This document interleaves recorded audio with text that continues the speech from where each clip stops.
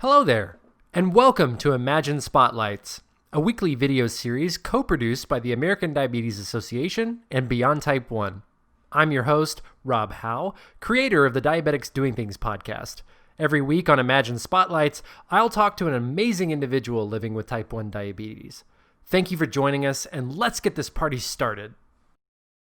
Welcome back. It's so awesome to get to be with you every week here at Imagine Camp in the Imagine Spotlight series. It's me, Rob, your host. I'm super excited to be back with you guys. Thanks to the American Diabetes Association and Beyond Type 1 for bringing me here. And I'm really psyched to introduce my special guest to you guys today. He has type 1 diabetes. He's also the CEO of Roan and the chairman, big time guys, the chairman of the board of Beyond Type 1, Mr. Nate Checketts. Welcome to the show, sir. I'm so thrilled to be here, and I love summer camp so much. In fact, I actually ran my own summer camp in my parents' backyard. I think we'll talk a little bit about that. But to all the campers, thank you so much for listening to me. And I wish I was with you in person and getting a chance to hug everybody in a socially distanced, appropriate way. But just I'm thrilled to be here and talk about type 1 and living with type 1 and also talk about things that aren't related to type 1. So yeah, because as you know, I mean, diabetes is just a small part of your entire life. So you've got your pod right there on your arm. We can all see it. You got your gadgets out. Oh, that's so cool. Yeah. We'd love to see that. Why don't you start a little bit about tell us about your diagnosis and how we got to be here today ultimately. I was diagnosed a little bit later in life. I was 25 years old and recently married. And my wife and I were planning, we had saved up to go backpacking through Europe. And so we got on a flight. And right before we left on a flight, we found out that she was expecting our first child. So, just to set the picture, I had also recently broken my ankle, first bone I had ever broken in my body. So I've got a walking boot on. My wife is newly expecting, and we're boarding a plane to backpack through Europe. And as we get over there, I have what now is obvious to us, all of the typical signs of type 1, but didn't notice at the time. I was just thirsty all the time. And so I was like, I've got to explore all of the different exotic juices that Europe has to offer. So I just kept buying more and more juice. And again, not knowing that was probably just wreaking havoc on my system. And I also had to go to the bathroom, like all of you can appreciate. I remember specifically, we were touring Florence and I was halfway up the cupola with my wife. And I'm like, I got to go to the bathroom right now. And thankfully, I'm fluent in Italian because I lived over there for a couple of years. So I was like, scusatemi, and just like running down the stairs of the cupola trying to find a public restroom. And so that happened for 30 days. And I came back and realized that I had lost quite a bit of weight. And it was my parents who noticed it immediately. And I went to the doctor and I had a very high A1C and was introduced to the world of type 1, and here we are 11 almost 12 years later. It'll be 12 years next month. So well, it's interesting that you mentioned all the typical symptoms. So you're losing weight, you're tired, you're frequently urinating. But something that stuck out to me that was very similar to my own story is you were drinking juice because that was what was available and you were thirsty. The day I was diagnosed, I woke up and was nauseous. And, at that time, what do you do when you're nauseous and when your stomach is upset? You drink a Dr. Pepper, you drink a soda. Right. So yeah. All these things that are, just notorious for driving your sugar up. And, it's funny to me looking back on like all the things that I thought I was doing good for myself that weren't necessarily the case. Yeah, no, I was feeling good that I wasn't drinking Fanta so much, but like I was basically just loading myself up with sugary drinks. It's looking back, it's always funny to see. Let's talk a little bit about your role and involvement with Beyond Type 1. You're the chairman of the board, which is pretty cool. And I think for a lot of our campers, what is involved in being a chairman of the board? Well, I got introduced to Beyond Type 1 as about 2 years ago. And really, the way it started is I was, for the first part of being Type 1, I, I did it mostly in isolation. Only now do I really like, is my pump really visible? And before, it's not that I was ashamed of it. I just, I just mostly did MDI, so it was less visible to people. But I remember I was on a train. I used to work at the NFL, and so I would commute into work on this train, and I opened up my glucometer to test. And when I pulled the lancet back, the clicking noise that it makes. I mean, we've Yeah. all heard that a million times. All of a sudden, the guy in front of me like pops up and turns his head. And he's like, "Is that a lancet?" And I was like, "Oh my gosh, I have a friend." And I like, the way I explain it to people is, it felt like, Harry Potter finding out that he was a wizard and there were other wizards. I was like, I'm not the only person who has this disease, because I had never really sought out other people in the community. And he came over and sat next to me, and he was a couple years younger than me, but was diagnosed much younger. And we spoke the entire train ride in. And at the end, I remember calling my wife. I was like, I need to get more involved in this community, because I can't believe how much better I feel just talking about the daily highs and lows that we all deal with, and what it's like to be in a meeting and all of a sudden your blood sugars are crashing. You don't want to be awkward and realize you have to get up. And so I started looking, and the first group that I came into contact with was Beyond Type 1 on social media. And I thought, wow, this is so great, because it's really designed for dealing with all the stresses and challenges and open daily opportunities that come with in dealing with this disease. And so I think I proactively reached out, and a friend of mine, Liddy Huntsman, who I've known for a long time, said, "You need to meet the team over there." And I just started sending ideas. Have we thought about this? Have we thought about this? And got to know the leadership team, and they were kind enough to ask me to join the board. And then last year, when I led the marathon team, they asked me if I would consider being chairman of the board. And I'm so deeply honored to do it. And what being chairman of the board means is it's a very nice title, but really, the entire work is done by the team at Beyond Type 1. And what I get to do is weigh in on strategic initiatives and talk about some of the areas where we spend our resources and time, and how we can get better and make sure that we're choosing the right opportunities of where to focus our time. But I can't take credit for any of the work that's done. It's done by the amazing team at Beyond Type 1, and I just get to be really the first cheerleader in line.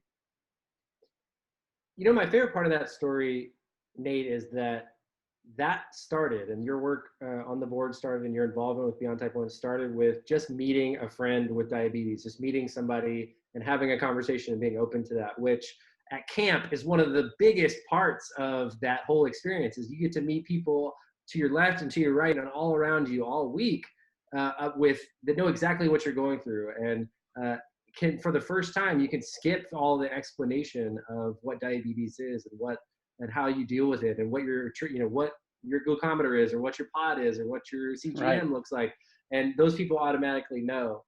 For And me, no, it's not a pager. it's Right. not a Like that was pager, right? it's not a pager. It's not a nicotine patch, or as if Right. somebody everybody would be wearing those. But for me, it reminds me of the first time I met somebody in the wild, as we say. I was in college, and I had diabetes for probably 5 years at the time. And I was like you, I wasn't hiding it, but I was doing other stuff, and I was an athlete, and I was just focused on other things in my life. And as people with tubed pumps know, when you wear your tube pump and you put it in your pocket, your tubing is kind of on the outside.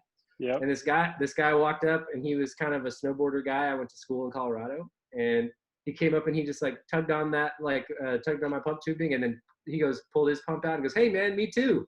And he just didn't stick around very long, but I kind of took me off guard, and I was like, "Yeah." And I pulled my pump out, and we just talked for a few seconds, and he went on his way. And I just remember thinking like, "Wow, that was a really cool chance encounter with somebody who I didn't know before, but all of a sudden knew a little bit more about as he was walking into that Chipotle." Yeah. And I had a recent experience that, you know, that kind of reminded me of just how cool this can be. The two that I'll share quickly. The first is I was in New York City about a year ago and had just come out of like a really tough meeting, like a really difficult meeting. And I was down, I was a little bit frustrated. And I got into the subway and I saw a girl who had a CGM on her arm that was visible.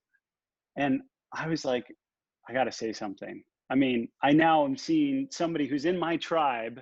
We're like immediately connected. So I said hello to her. I like showed her my Dexcom G6 and we're high-fiving and it lifted my spirit so much. We took a picture together. I posted it. Somehow she found the pic. Like I didn't know her name. I didn't tag her. But she ended up finding the post and saying, "That was me that you met. Thank you. That made my day." And it totally made my day. And it just lifted my whole spirits. And it's just amazing to have that connection. And then today, my wife and I are in the process of moving, and so we're selling our house. And the buyers of the house had some concern, and so they ended up coming today with their realtor. And the realtor comes and she goes, "Are you type 1?" Pointing to my Omnipod. I said, "Yeah." She said, "My Omnipod's right here on my leg." And we end up having this great rapport. And it's basically going to help us in our house sale because she sent me this letter afterwards and we talked about all kinds of treatment plans and looping and all that stuff. And we just you just feel this connection that can't be explained in any other way. You feel like somebody understands your pains, and it's such a beautiful thing. Like in some ways it really is. There are very many challenges that come with the disease that we all face, but to have a tribe of others that can immediately understand what you might be going through is really so powerful. It's so interesting that you bring that up. And that being diabetes, like having diabetes and being part of this diabetes club can actually be good for Yeah, you at some point, right? In your case, you're going to do a business deal with a realtor who's going to help you out a little bit because of your diabetes. You never know what good can totally. come of it. And I think for me, I have had a podcast about diabetes. That was really my first foray into the diabetes community that started about 4 years ago. And there were days where I'd come home from work. I am also an entrepreneur, and I would be tired and beat down and just exhausted. And I'd have a calendar notification pop up that I had an interview with somebody. And I'd go in, and sometimes I'd just be dreading it. I'd be tired. I'd feel heavy. And then I'd get into there and I'd get in an interview, and that person would say something that I related to, or just made so much sense to me, or that I just got excited about. And by the end of that hour-long discussion, my spirits would be lifted like tenfold. I used to call it like filling Totally. my cup. I just feel like somebody filled my cup back full of water, and I'm good to go. Yeah, Um, it's that Lancet click. It's like it just yeah, that connection. Yeah, it's really it's special. it's cool. And I think circling back to summer camp, there is a special connection that you also had to summer camp, because you mentioned earlier you started your own summer camp at one point. What inspired you to do that? Yeah, well, it basically came from the fact that I was 15 at the time, and my mom was like, "Look, you've got your own sports camps coming up, and your dad and I really think that you should pay a part of that, and so we want you to get a summer job." And so I was like, "Okay, yeah, I can do that." And I went out and I started mowing lawns, and I think after 2 days of that, I was like, "Okay, this is not what I'm gonna do." And there's like the problem with mowing lawns is you can't scale yourself. Like you can mow the lawns a little bit faster, but like incrementally, you can't get that many more lawns in to make that much more money. And so I was like, okay, what do I think I'm good at? I was like, well, I love kids and I love teaching people how to play sports. So I had my mom drive me to a little league soccer game, and I'd printed off these flyers saying, "I will teach your kids how to play sports. I'm running this summer camp." I called it Boys World of Adventure, and my mom started getting calls, and she was like, "People have been calling me saying that you're starting a summer camp in our backyard." I was like, "Oh yeah, I forgot to tell you about that. So it's happening at the end of July." And she's like, "Okay, can we please talk about this?" But she was a great support. My younger brothers were my first counselors. I brought in a few of my friends, and the camp ended up running for 8 years. And by the end, we had like 50 kids a week. Um, and we were doing swimming lessons and teaching them how to play basketball, and it was my favorite thing. And the the money that I generated running this camp is what I used to buy my first car. It's what I used to buy my wife's engagement ring as a poor college student, and help me spend some time overseas in Italy. So it was I my favorite part about my summers growing up is the kids were ages 4 to 7, and I loved it. I loved every aspect of it. I think, now kind of shifting gears a little bit, you strike me as a guy who loves having a lot going on. And, you've got three sons. You guys are busy as a family. You're the CEO of Roan. You are on the Beyond Type 1 board and chairman of the board. You're active in the community. You're an active guy. Last year, you were the captain of the Beyond Type 1 marathon team, which is the marathon team of Type 1s who run the New York City Marathon. Can you share a little bit about where kind of that comes from? I feel like you have a big family. Is that just come from that sort of environment? And also, what did you learn from running a marathon with a bunch of other Type 1s? And what would Yeah. be helpful for people watching today? Captaining the Beyond Type 1 team was an incredible thing for me. I was so inspired. We started doing weekly Zoom calls kind of leading up to race day, and people shared their strategies. And you learn that you can do just about anything with this disease. And obviously you've got to be careful and thoughtful. But I every time I think I'm I've maxed out my potential, I see somebody who's proven that you can do even more. And I think that that's one of the great things about it is when I talk about being Type 1, there's obviously a lot of it that just really sucks. Like, it does. It's terrible to go low and wake up in the middle of the night. And I've had my fair share of challenges with that. But I also realize there's a lot of it that's been a total blessing for me and encouraged me to stay really active and to watch, to watch my activity level. And so it's just so inspirational to run next to 30 other Type 1s. 26 miles is no joke. And I'm not somebody who considers myself to be a natural runner. I really had to push myself to do that. But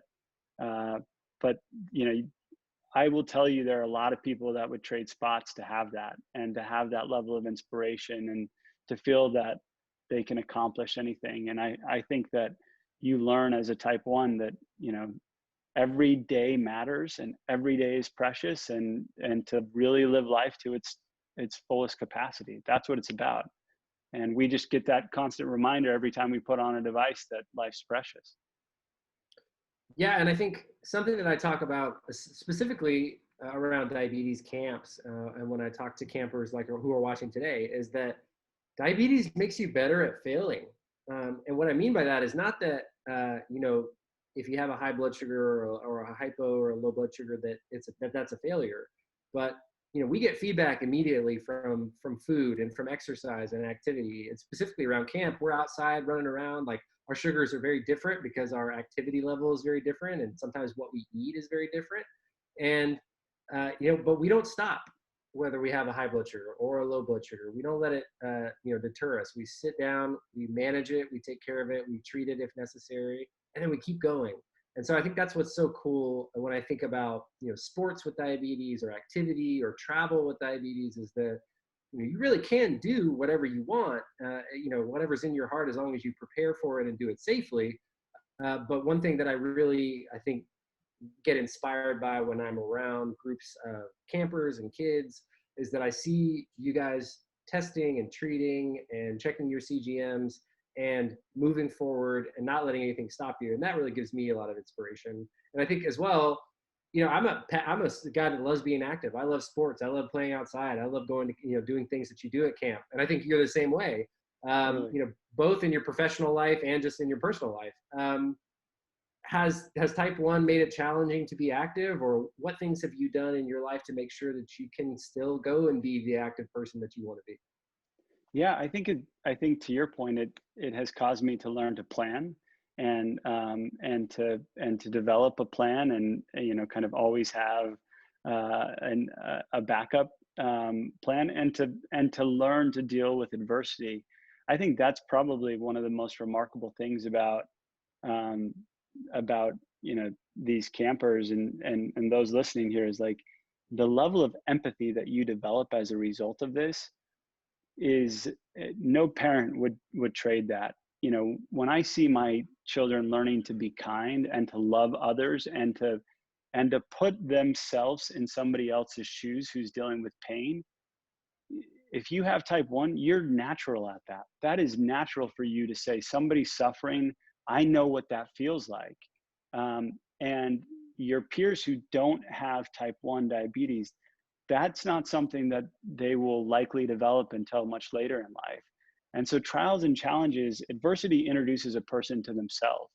And I think like that is probably the most important thing. And so for me, like, I appreciate my fitness and my workouts so much more. I used to take it for granted. It was a right, and now it's a total privilege. And I think I just learned to enjoy the present, and yeah, definitely have a backup plan. And I think we all have developed our own tools and strategies for managing that. I read about the first time you went out for a run and hit a low, and that how you dealt with that. So yeah, I just appreciate that present moment. Yeah, I love what you said. Adversity introduces you to yourself.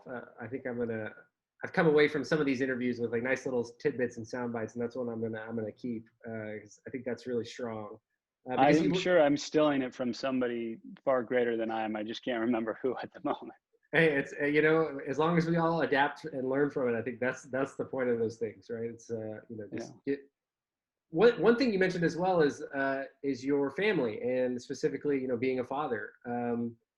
I'm sure being a parent with diabetes has its interesting moments, probably around Captain Crunch in some ways as well.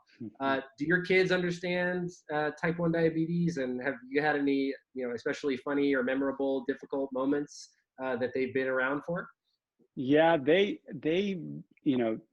11-year-old and my 8-year-old really now get it, and they'll always ask me, "Where are you at, Dad? What's your level?" And they know to look on my watch, and they'll ask me about it. My 4-year-old just understands that I get to have juice sometimes when he might not be able to, and that kind of really upsets him. Like, that's his, why does Daddy get juice when I can't have juice? Um, which, like, I'm the given parent. Like, every family has the parent that's more likely to give it. I'm like, oh, you can have juice, but my wife is a little bit more strict than I am. So, but I mean, I think the hard thing for me as a parent, and what I've learned to adapt to, is understanding that there are times when, because of this, I'm not going to be at my best, and I'm going to need to learn to sit down and rest. Or it's hard for me, as especially being active, going out and running around, and I love slip and slides and jumping in the pool, but then inevitably a low can come, and learning to understand when to stop and slow down, and how to manage yourself there that way. But again, I think, just as I'm talking about with kids, who, those of you that have type 1, I think children of parents with type 1 are also learning that not everybody's the same, and that's okay, and to be understanding when somebody needs to stop and rest and relax. And so, I mean, my kids have sat on my pump and ripped pumps off, and the just right before the COVID break started happening in February, we went out to LA to go to Disneyland. And on the plane, I, my 4-year-old needed to go to the bathroom. And so I was carrying him and walking through those small airplane doors and just knocked my pump clean off. And somehow, I just transitioned to this new system. I did not have a backup. Mm. And then my wife pulled out a pen because she's amazing and um, always has a backup for me. So, there's challenges with all of it. I love that you shared a story about your pod falling off and knocking out, especially in an airport where there's so many other things to worry about. Sometimes I think it's really important for campers and kids to see people that are adults who seemingly have our stuff together struggle. Like for myself, it's been about 2 years exactly almost. I was in New York and I just left ADA 2018. It was my first scientific sessions. And so I flew from Orlando to New York, and it was a pretty long day. I got into the city. My client was in Times Square, or just off, on 6th Avenue, right in the middle of the city. And I walk into the conference room, and I just brushed the door just too close, and my CGM just went flying off the side of my body. And so, I'm on my auto mode, and now my CGM's gone, and I'm like, you know what? Of all the things that I had planned for today, this was not in the plan. I didn't have an extra one on me. I was going home the next day. And I just remember being like, well, all right, we're going to be testing manual blood sugars today. And that's just going to be how it is. So that was an opportunity in that room that we kicked off that meeting with explaining what just happened to Rob and what that meant for the rest of the week. So it was fun to kind of sit there with a bunch of people who had no idea what was going on and, have a little bit of a diabetes education session. Yeah. And I think it really is, if you can learn to be vulnerable about what you face and be open to how hard it is, I think you'll be surprised by how much compassion most people have. And in my office, my assistant, she has my Dexcom readings and she knows where I'm at all points in the day. And I didn't realize she still had access as we went into COVID because I hadn't thought about it. And she messaged me. She's like, "Your lows, you have not had nearly as many lows over the last month." And I was like, "Oh my gosh, I can't believe I'm still burdening you with this when you don't have nothing you can do." But people are just so kind, and I think we have this unique ability and perspective to see just how kind people can be when they understand that you're struggling with something, and it's really an opportunity to build relationships. And I don't mean to suggest that your disease should be some crutch for you, but don't be afraid of it either. Like I would just say, be willing to be open. I love wearing my pump and CGM in a place where people can see it because it sparks conversation. What is that? Let's talk about it. And I think it's a great opportunity for people to see just how incredible you are to be dealing with something on top of how crazy life is and all the additional decision points that you're facing on a daily basis. I'll say for me personally, I lived with diabetes for 10 years without really being vulnerable and open about it. I did some articles for this school newspaper when I was in college because I was an athlete and I had diabetes and that was part of and I wanted to be open with it. But on a day-to-day basis, I wanted to be normal and I didn't want to be thought of as a person with diabetes. And it took me a while to get comfortable with it. Ever since that I have gotten comfortable with it, it's opened up so many more opportunities in my life, both for things like this. I would not be here talking to you today if I hadn't said, hey, I'm a person with diabetes and I want to get involved with the community.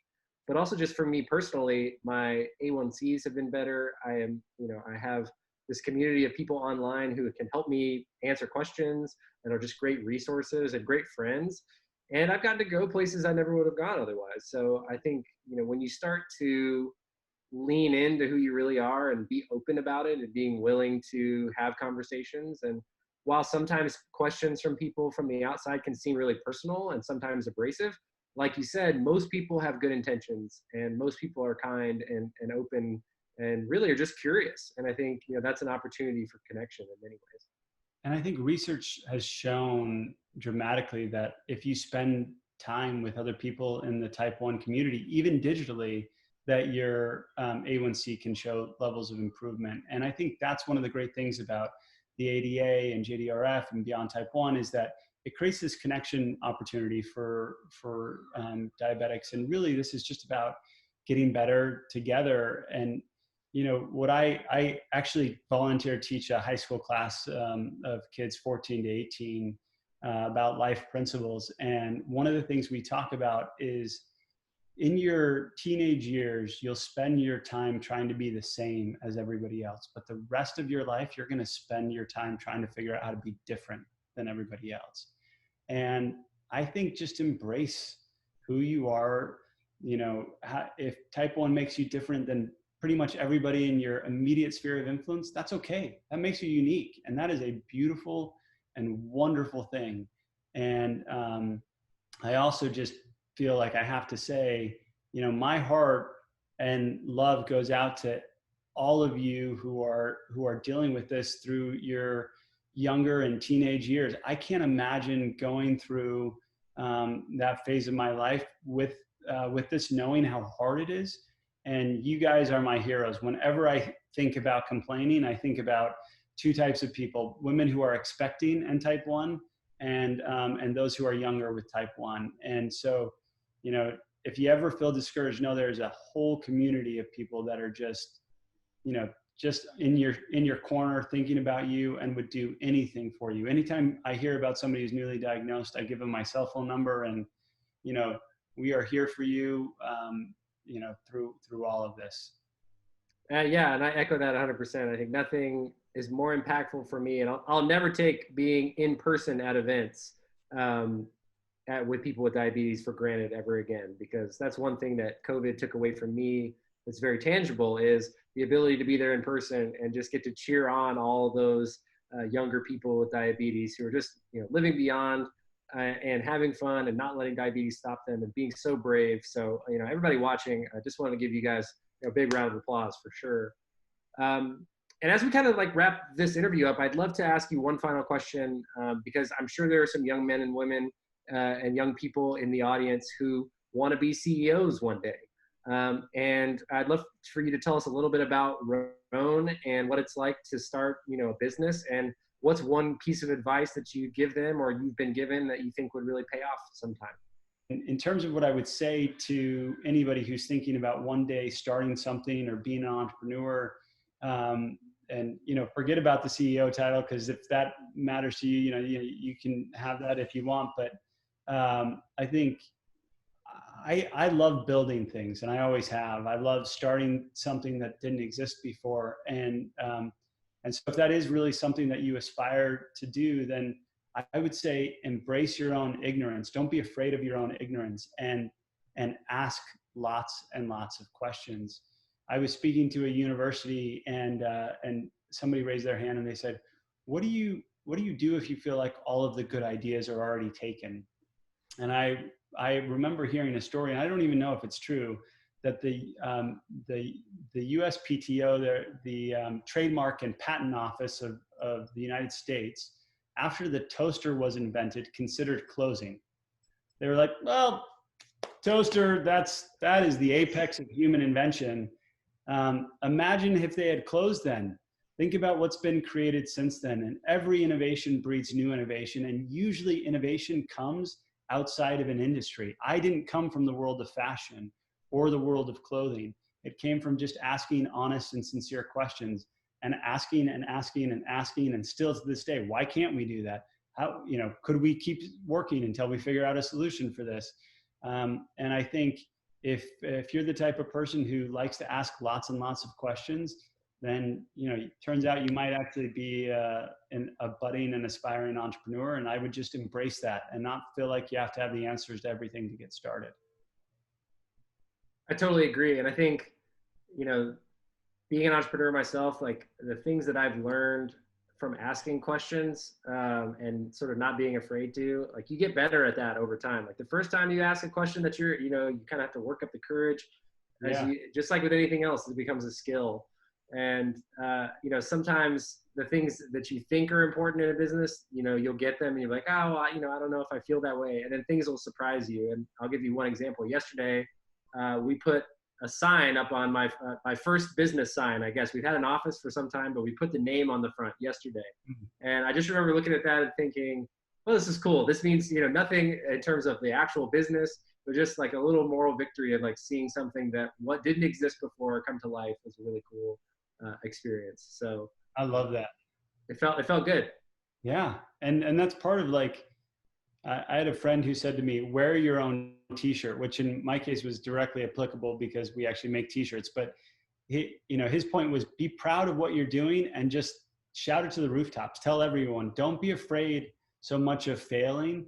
Just go after it, because especially when you're younger, you learn far more from your failures and your mistakes than you do from your successes. This is my fourth startup. And my first startup was a total, not including the camp, that was a success. But my first like official startup was a total disaster, an epic failure by all accounts. But I would not be able to do what I'm doing today if I hadn't gone through that experience. And so just don't be afraid of that. It's either way you come out winning, because you either succeed or you fail, which means that you learn something. So 100% agree. And Nate, man, thank you for your time today. I know obviously you've got a lot going on and a lot of people who rely on you for your time. So thank you for spending it with us here at Imagine Camp and the Imagine Spotlight series. Thank you to the ADA for putting on and putting together this amazing environment, for Beyond Type 1 for their partnership and bringing us both here today. And I just wanted to shout out to all the campers who are watching at home. You guys, without you guys, we wouldn't be here, and you're who we do this for. So thank you guys so much. And keep checking back in every week. We're going to continue to do these. Well, thank you so much, Rob, for hosting this and for giving me a chance to share my story. And a big thank you to ADA, Imagine Camp, and Beyond Type 1 for this partnership. And really to you as campers for hearing me and giving me a chance to share some of my story. And just know we're with you. Every time I put on my pump and my CGM and think about this, we're in this together 100%, and we are making real strides, and we're going to keep at this and be in this community together. And so thanks for everything that you guys do, and I really appreciated being on together.